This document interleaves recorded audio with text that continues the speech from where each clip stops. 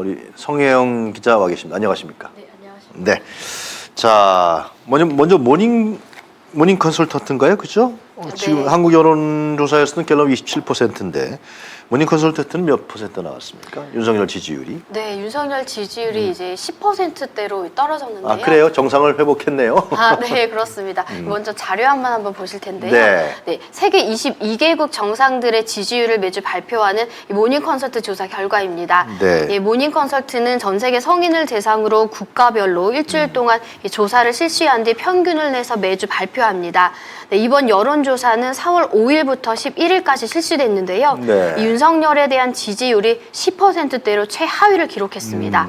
네, 구체적으로 살펴보면 이 긍정평가는 19%, 네. 이 모름또는 무응답은 6%, 이 부정평가는 74%였습니다. 네, 22개국 정상들 중에서 유일하게 10%대의 지지율을 기록했습니다. 네, 이제 제자리를 찾았어요. 20% 좀 그렇습니다. 넘었다가. 네, 그렇습니다. 알겠습니다. 불행한 일입니다. 대한민국의 대통령이 이렇게 세계적인 여론조사 기관에서 10%를 달리고 있다. 꼴찌것도 말이죠. 네, 꼴찌도 안 뺏기고 네, 그렇습니다. 부끄럽지도 않가 보죠. 네, 참. 근데 미국은 왜 가요? 이렇게 부끄러운데? 모닝 컨설턴트 회사가 미국에 본사가 있죠. 예, 맞습니다.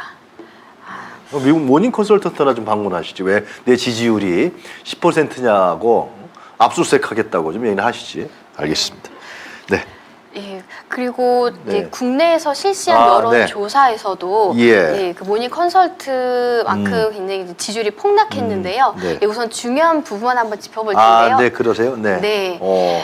네, 한국 갤럽에서 4월 11일에서 13일 전국 만 18세 이상 1,002명을 대상으로 이 네. 대통령의 직무수행 평가에 대해 이 긍정평가와 부정평가를 물은 결과 예. 이 윤석열 국정 지지율은 27%까지 추락했고요. 어. 다시 한번 종합하면 이 10대에서 40대 모두 직무수행 지지율이 각각 10%대였고요. 글쎄 말입니다. 10명 중에 1명. 예, 그렇습니다. 거의 없다는 거나 마찬가지죠. 예. 네, 이 중도층의 윤석열에 대한 직무수행 지지율과 네. 이 중도층의 국민의힘 지지율 역시 각각 10%에 불과했습니다. 네.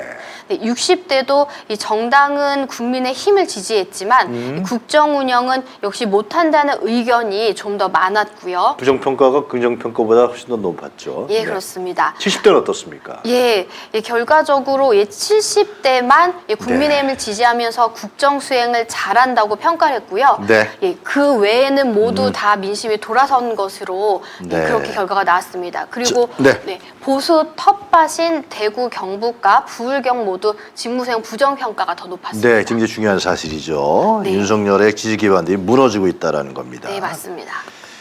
성혜영 기자는 윤석열 대통령이 언제 내려올 것 같아요? 요즘 한간에 네. 술자리 가면 그 얘기 하느라고 다 정신들이 없더라고.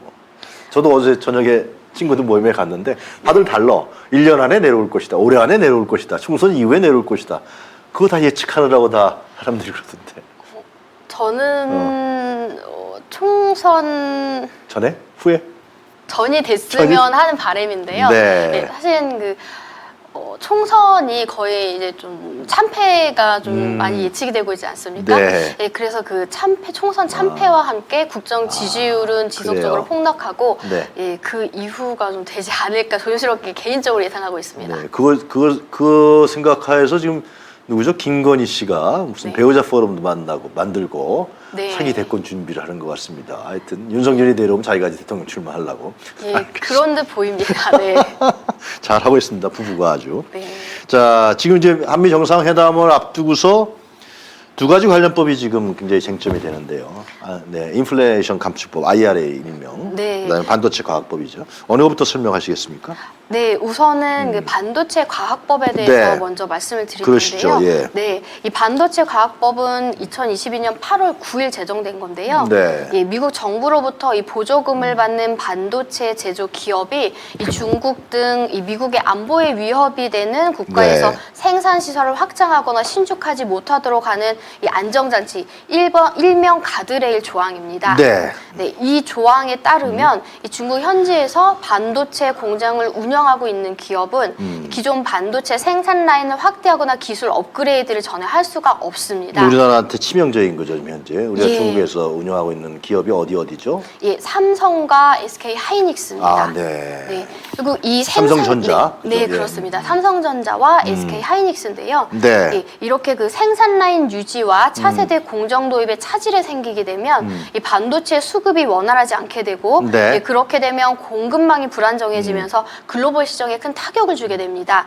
예, 그럼 결국 이러한 방식으로 이 영향력을 행사해 공급망을 재편하려는 미국의 의도를 볼 수 있습니다. 네, 중국도 중국의 경제를 휘청거리게 만들고 예. 대신에 반도체 관련법을 반도체 관련 생산과 기술을 미국에서 독점하려고 하는 예, 맞습니다. 이런 의도가 보이는 거죠. 네. 자, 삼성전자하고 그러면 SK 하이닉스 큰일 났네요. 어떻게 됩니까? 네, 우선 삼성전자, SK 하이닉스가 이제 중국의 반도체 시설을 네. 두고 있는데요. 먼저 다음 자료화면 보시겠습니다. 아, 예. 네, 삼성전자는 중국 시안에 낸드 플래시 공장, 네. 그리고 수저우에 후공정 공장이 있고요. 예. 네, SK 하이닉스는 중국 우시의 디램 공장, 그리고 충칭의 후공정 공장, 다롄의 낸드 플래시 공장이 있습니다. 네. 네, 이 삼성전자의 낸드의 약 40%를 중국에서 생산하고 있고요.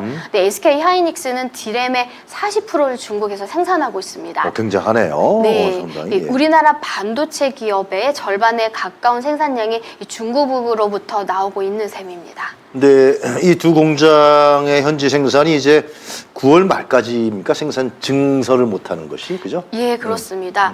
예, 한국이 그래도 미국의 우방국으로서 이 반도체 과학법 가드레일 조항에 대해 1년 유예 기간을 둬서 올해 9월 말까지가 이제 네. 예, 유예 기간 마감인데요. 네, 이 반도체 과학법 가드레일 조항에 대해서 이제 한국이 할 수 있는 거는 이 면제 아예 그 대상에서 제해서 면제를 받거나 그렇죠. 예, 기간을 연장하는 일인데요. 아, 이 부분은 이 좀 어려울 것으로. 그러지 원래 윤석열 대한민국 대통령이라고 하면은 네. 윤석열이 미국 가서 이 문제를 정상회담의 공식 의제로 삼아서 이걸 따내와야 되는데 네. 글쎄, 네, 하여튼 뭐. 미심쩍습니다. 네, 다른 거라도 또 다른 것도 갖고 오는 거 아닌가 생각이 드네요. 네.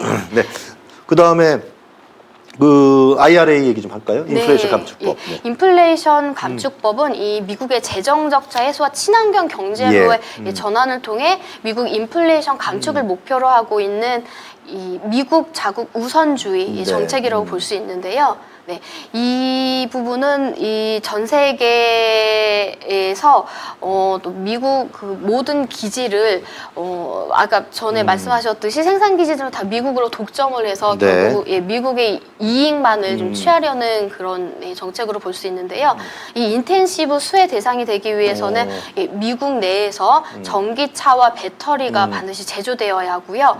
예, 특히 북미, 미국, 캐나다, 이 멕시코에서 최종 조립이 되어야만 합니다. 네, 그게 IRA 법이죠. 네, 그리고 마지막 한 가지 조건이 더 있는데요. 어떤 겁니까? 네, 이 미국 또는 미국과 FTA를 체결한 국가에서 생산되거나 북미에서 재활용된 일정 비율 이상의 배터리 핵심 광물이 사용되어야 합니다. 아, 굉장히 중요한 조항이네요. 예, 맞습니다. 이 세 가지 우리 입장에서는 독소 조항인 거죠. 예, 맞습니다. 예. 네, 예, 최종 조립 이 요건은 2022년도에 즉시 발효가 됐고요. 이 핵심 광물 요건은 예, 올해 40% 이상 충족되어야 한다는 게 발효가 됐고, 네. 이 단계적으로 늘어나서 2027년 이후에는 80%의 사용 기준을 이 충족을 해야 합니다.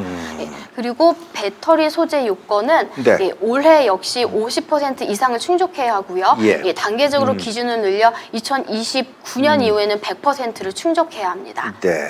네. 우리한테는 이게 어떤 문제가 생기는 겁니까? 예, 아무래도 이 한국은 완성차가 이제 현대 기아차가 대부분 한국에서 완성돼서 수출이 되기 때문에 그렇죠. 이 미국의 세 가지 조항을 충족하기는 굉장히 어려운 상황에 보조금을 처해 못 받는 있습니다. 거죠. 네, 그렇습니다. 근데 그것이 이제 그 전기차와 관련해서는 또 어떤 문제가 생기는 거죠, 지금?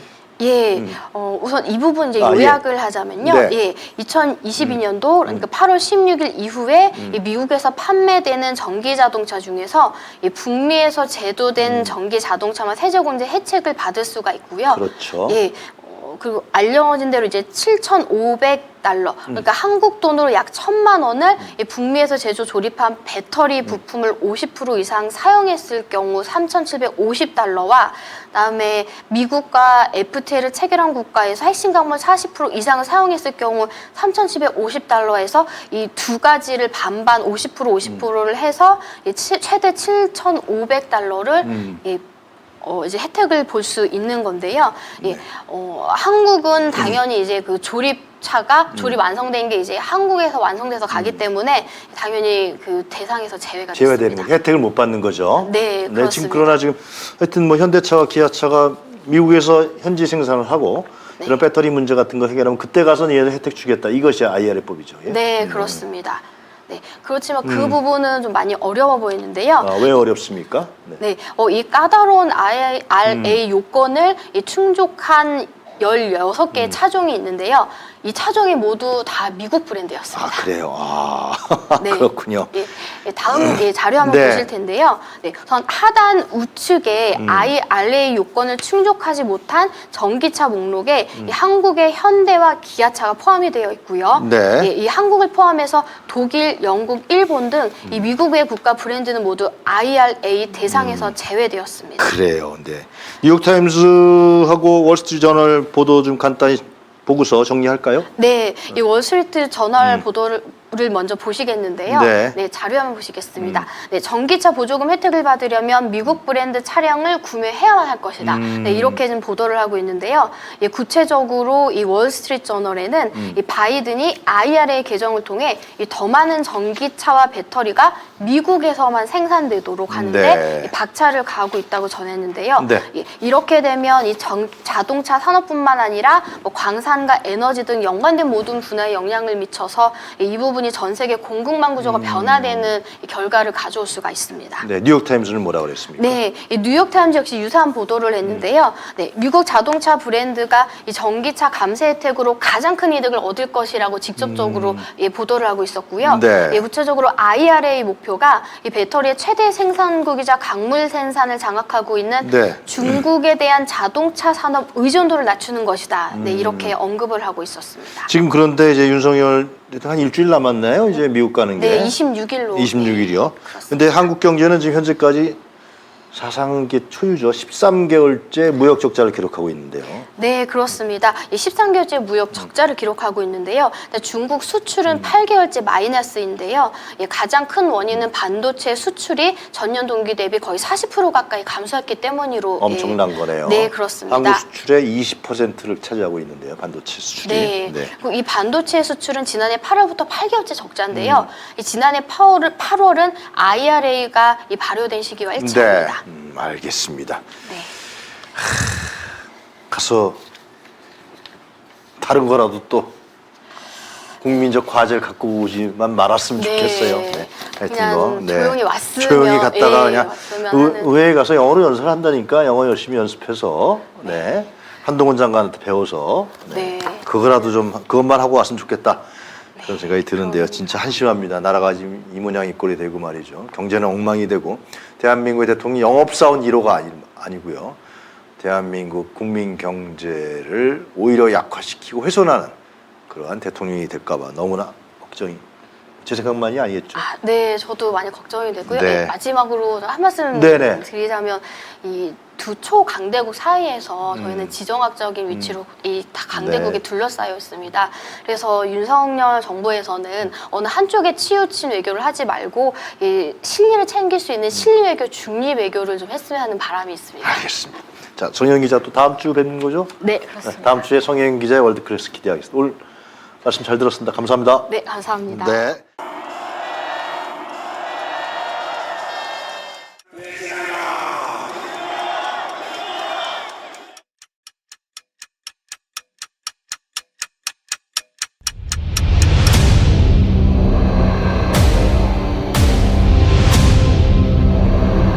정부에서 할 거는 마약 쏙보다 두들이 잡아야 돼. 일본한테 유린 당한 적도 우리가 힘이 없을 때 일본이 힘이 돼주는 도움을 받은 적이 있어. 근데 우리가 일본을 훌륭해야 된다.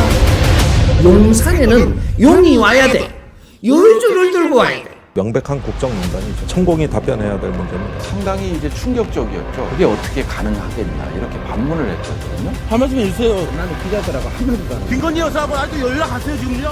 국정 운영에 천공이 개입한다고 인과관계를 보고 한번 찾아보도록 하겠습니다. 본 다큐 영화는 리오드 펀딩으로 제작됩니다. 3만원 후원 회원은 시사회 티켓 2장, 5만원 후원 회원은 시사회 티켓 2장과 영화 제작 포토 에세이집을 추가로 드립니다. 서울의 소리 유튜브 구독 회원에 한해 서울의 소리 유튜브와 서울의 소리 공식 홈페이지에서 다큐 제작 후원에 참여하실 수 있습니다. 서울의 소리 구독 회원 여러분이 대한민국 민주주의와 한반도 평화를 사수할 역사적 다큐멘터리의 주인공이 되어주십시오.